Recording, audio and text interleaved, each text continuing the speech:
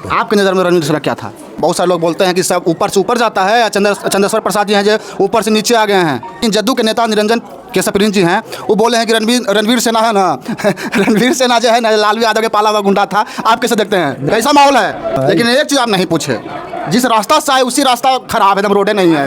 तेजस्वी यादव जी बोल रहे हैं कि मेरा सरकार आएगा ना तो हर घर से वो सरकारी नौकरी हम देंगे। हमेशा देख रहे हैं क्षेत्र में भ्रमण कर रहे हैं, तो आपको क्या दिख रहा है? सबसे बड़ा समस्या क्या है यहाँ? इतना वोट से विजय हो रहा है, मतलब तो राजनीति कन्फर्म है। आप इतना विकास करते हैं ना कि आपका क्रेडिट भी है जो कोई और ले लेता है। अब देखिए, रात में आराम से सो रहे हैं, पारस हॉस्पिटल में है जो गोली चल जा रहा है।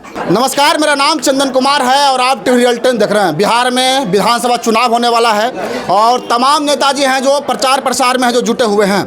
और मेरे साथ जहानाबाद के जदयू प्रत्याशी चंद्रेश्वर प्रसाद चंद्रवंशी जी हैं और जहानाबाद से पूर्व सांसद भी रह चुके हैं। स्वागत है सर आपका। स्वागत है आपका भी। कैसा माहौल है? बहुत बढ़िया माहौल है। माहौल तो आप देख रहे हैं कि किस तरह का आदरणीय मुख्यमंत्री का जिस तरह से काम हुआ पूरे बिहार में 20 वर्षों में, हर वर्ग के लोगों के लिए, कोई भी ऐसा वर्ग नहीं है बिहार में जिनके लिए विकास का काम नहीं हुआ और उनका विकास का रोशनी उनके घर में नहीं पहुंचा। आदरणीय नरेंद्र मोदी जी देश में और बिहार में आदरणीय मुख्यमंत्री जी बहुत आमूल चूल परिवर्तन किए हैं और उसका प्रतिफल दिखाई पड़ रहा है गांव के ग्रामीणों के बीच में। जब हम आए हुए हैं तो ये लोग उत्साहित होकर, हाँ देख रहे हैं, हमारे गमछा और माला आपको पूरा पहना रहे हैं। उत्साहित होकर के लोग तीर छाप पर बटन दबाकर 11 तारीख को अपना मत के द्वारा आशीर्वाद देने के लिए तैयार हैं। अभी हम पूछ रहे थे कि सब ठीक है ना, तीर छापना है। लेकिन एक चीज़ आप नहीं पूछे, जिस रास्ता से आए उसी रास्ता खराब है, एकदम रोडे नहीं है। आपको सुनिए ना, बता रहे हैं, इस गांव में 3 गो संपर्क पथ है जी पहले से, और यह संपर्क पथ हम पहले भी देखा है, पहले से भी हमको पता है और हमको मालूम हुआ है कि इसके लिए राशि आवंटन हो गया है। और हमको लगता है कि मैंने कुछ ही दिनों के बाद इसमें काम लगेगा, इसलिए कहीं कोई दिक्कत नहीं है। ये रोड भी इसी साल बन जाएगा। तेजस्वी यादव जी बोल रहे हैं कि मेरा सरकार आएगा ना तो हर घर से वो सरकारी नौकरी हम देंगे। वो कहाँ से दे देंगे नौकरी? उतना माने जितना आबादी है देश प्रदेश का, अब सबको कहें कि हम नौकरी दे देंगे, ये संभव है? लेकिन किसी न किसी तरह से नौजुवकों को इंगेज करने के लिए और उनको एम्प्लॉयमेंट उनका बढ़ाने के लिए आदरणीय मुख्यमंत्री जी पहले भी काम किए हैं। अभी पहले इसी साल में करीब 12 से 14 लाख लोगों को नौकरी दिए वो, और रोजगार सृजन का व्यवस्था किया, जिसे लोन दिए वो 10 लाख रुपया का ऋण वो स्वीकृत किए व्यवस्था करके। बैंक जाने की ज़रूरत नहीं है उसके लिए, वो अप्लाई करते हैं उद्योग विभाग में, उनका इंक्वायरी होता है और 10 लाख रुपया उनको मिलता है जो रोजगार करना चाहते हैं नौजवान। उसमें 5 लाख रुपया सब्सिडी है और 5 लाख रुपया ऋण के रूप में है, जो कई बहुत किस्तों में उनको अदा करना है, बहुत कम ब्याज पर। इस तरह से नौजुवकों को उद्योग में से जोड़ने के लिए आदरणीय मुख्यमंत्री योजना चलाई है। उसमें काफ़ी लोग, महिला पुरुष सब लोग इन्वॉल्व है। अब जीविका दीदी का आप देखिए, जीविका दीदी के माध्यम से जितनी महिलाएं हैं उन सब लोगों को जोड़ा जा रहा है और सब लोग स्वावलंबी हो रही है। पहले वो लोग कर्ज लेती थी सूद पर और अपना शादी विवाह चाहे इलाज के लिए, आज फ्री है, आज सूद से मुक्त है। अब अपना जीविका समूह से पैसा लेती है, अपना रोजगार कर रही है, अपना व्यवस्था कर रही है, सब लोग खुशहाल हैं। हाँ, आप हमेशा देख रहे हैं क्षेत्र में भ्रमण कर रहे हैं, तो आपको क्या दिख रहा है? सबसे बड़ा समस्या क्या है यहाँ? जो आप विधायक बन जाए तो सबसे पहले यहाँ पे काम करिएगा। देखिए, यहाँ कोई समस्या नहीं है अभी, इसलिए कि सबसे बड़ी समस्या एक ही है कि बच्चे जितना ज़्यादा से ज़्यादा बच्चा हो या बच्ची एजुकेशन प्राप्त करें और हायर एजुकेशन प्राप्त करें, टेक्निकल एजुकेशन प्राप्त करें, और इसकी व्यवस्था भी आदरणीय मुख्यमंत्री जी यहाँ कर दिए हैं। यहाँ कई एक इंजीनियरिंग कॉलेज है खुला हुआ, सरकारी पॉलिटेक्निक कॉलेज खुला हुआ है, ITI है, उसके बाद नर्सिंग ट्रेनिंग कॉलेज है यहाँ जहानाबाद में। उस तरह से हम जागरूक कर रहे हैं लोगों को। अब प्राइवेट इंस्टीट्यूट भी काफ़ी यहाँ खुला हुआ है और उसमें लोग पढ़ रहे हैं, लेकिन हम जागरूक कर रहे हैं कि आप लोग अपने बच्चे या बच्चियों को शिक्षित कीजिए। आप तकनीक पर आधारित शिक्षा उनको दिलाने का काम कीजिए, वो कभी भी, अभी तो देखिए आदरणीय प्रधानमंत्री जी यहाँ आए, कर्पूरी जी के नाम पर, जननायक कर्पूरी ठाकुर जी के नाम पर अभी टेक्निकल यूनिवर्सिटी खोल दी है वो।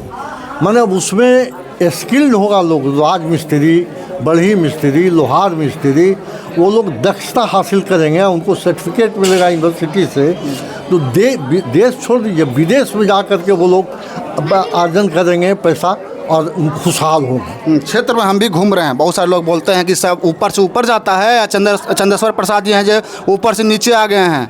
देखिए यह समझ का फेर है, ये जानकारी की कमी की वजह से लोग बोलते हैं।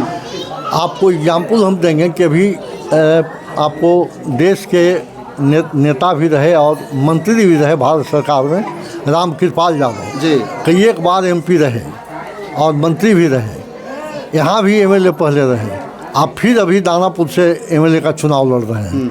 वैसे ही महाबली सिंह हमारे पार्टी के हैं, वो बिहार सरकार में मंत्री थे, एमपी भी थे कई 5-6 बार, वो चुनाव लड़ रहे हैं काराकाट से। ऐसा अनेकों उदाहरण है देश में, जो भारत सरकार में मंत्री रहे हैं, आप विधानसभा चुनाव लड़े हैं, उसी तरह से हम भी चुनाव लड़ रहे हैं। हम आपसे आग्रह करेंगे कि इस बात की जानकारी लोगों को आप अपने माध्यम से दीजिए कि यह प्रश्न ये नहीं है कि एमपी लड़ लिया तो विधानसभा नहीं लड़ सकता है, या भारत सरकार में मंत्री रह गया तो विधानसभा में चुनाव नहीं लड़ सकता है, विधानसभा का सदस्य नहीं बन सकता है। यह माने यह कोई बाध्यता नहीं है। हाँ, जिसको विकास करने का क्षमता है वो कहीं भी लड़ सकता है, विधायक बन भी कर सकता है और सांसद बन के भी कर सकता है। लेकिन जदयू के नेता निरंजन केशव प्रिंस जी हैं, वो बोले हैं कि रणवीर सेना है ना रणवीर सेना जो है ना लालू यादव के पाला हुआ गुंडा था। आप कैसे देखते हैं? नहीं, देखिए उनका स्पष्टीकरण आ गया है, वो बेचारे स्पष्टीकरण दे चुके हैं। वैसे हैं नहीं वो, वैसे व्यक्ति वो नहीं है कि इस तरह का सोच उनका है। लेकिन माने बोलते बोलते आदमी का कहीं स्लिप कर जाता है, कोई शब्द ऐसा आ जाता है। आप कैसे देखते हैं रणवीर सेना के? तो एकदम देखिए, हम एकदम बहुत सच्चे आदमी हैं वो, एकदम माने हम कभी किसी एंगल से उनको गलत नहीं मानते। आपके नज़र में रणवीर सेना क्या था? देखिए वो तो एक जैसे मुहिम था, एक अभियान था अपने सुरक्षा, अपने समझिए कि अपने समाज की सुरक्षा, अपने संपत्ति की सुरक्षा और शांति की व्यवस्था के लिए हर कोई अपना अधिकार के लिए लड़ता है, तो वो लोग भी लड़ रहे थे। कितना वोट से विजय हो रहा है? देखिए ये तो हम अभी चुनाव अभियान चल रहा है, कोई भी माने उम्मीदवार कभी भी यह बात नहीं बोल सकता है कि हम चुनाव जीत ही रहे हैं और हम इतना वोट से जीत रहे हैं। यार तो मिल रहा है, हम भी देख रहे हैं, अब लग तो रहा है कि जीत कन्फर्म है। यह जनता का आशीर्वाद है और जनता जितना ज़्यादा से ज़्यादा मत से हमको जिताएंगे, हम उनको धन्यवाद देंगे। और वैसे ही जहानाबाद का विकास हम पहले भी किए हैं और एमपी रह के, हालांकि कम मौका मिला हमको कोविड आ जाने की वजह से, लेकिन फिर भी हमसे जो बना किए हैं। और विधानसभा, चूँकि ये वो विधानसभा क्षेत्र है और हमको विधानसभा बिहार में है, दिल्ली में नहीं है, इसलिए पटना और जहानाबाद की दूरी तो 45 मिनट का रह गया है, सरकार के द्वारा ऐसा व्यवस्था किया गया।